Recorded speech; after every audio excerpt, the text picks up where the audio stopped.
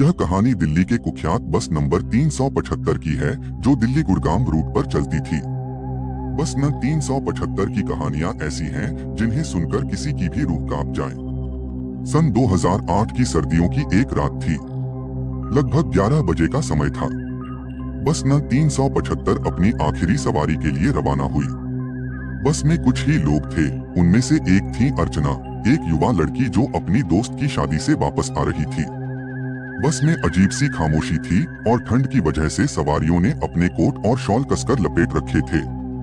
जैसे जैसे बस आगे बढ़ती गई, यात्रियों को कुछ अजीब अनुभव होने लगे। अचानक बस की लाइट्स बार बार बंद होने लगी और एक ठंडी हवा बस के अंदर फैल गई।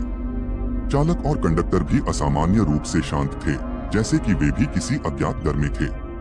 कुछ ही देर बाद बस एक सुनसान सड़क पर पहुंची, जहां कोई भी नहीं था।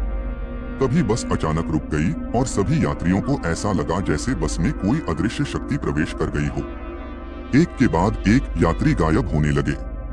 पहले अर्चना का दोस्त गायब हुआ, फिर अन्य यात्री। अर्चना के डर का कोई ठिकाना नहीं था। अर्चना ने खिड़की से बाहर देखा तो उसे वहां पर एक पुराना कब्रिस्तान नजर आया। डर के मारे अर्चना की सांसें थम गईं। तभी उसने देखा कि बस के चालक और कंडक्टर भी अचानक से गायब हो गए। अब बस पूरी तरह से अर्चना के हवाले थी। अर्चना अपने आप को संभालते हुए बस से उतरने की कोशिश की, लेकिन दरवाजे बंद थे। तभी उसे बस की आखिरी सीट पर एक परछाई नजर आई, जो धीरे धीरे उसकी ओर बढ़ने लगी। अर्चना की चीखें सुनसान सड़क पर गूंज उठीं। अगले दिन उस बस को उसी सुनसान सड़क पर खड़ा पाया गया, लेकिन उसमें कोई भी नहीं था। पुलिस को बस में अर्चना की टूटी हुई चूड़ियां और एक शादी का निमंत्रण पत्र मिला। आज तक उस बस के बारे में किसी को भी कुछ पता नहीं चल पाया है और न ही उसमें यात्रा करने वाले किसी भी यात्री का।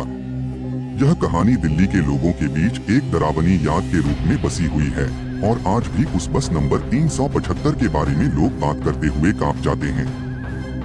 कहते हैं कि अब वह बस भूतिया हो गई है और जो भी उसमें चढ़ता है वह कभी वापस नहीं आता। इस कहानी ने न सिर्फ दिल्ली के लोगों में बल्कि पूरे भारत में डर का माहौल पैदा कर दिया है।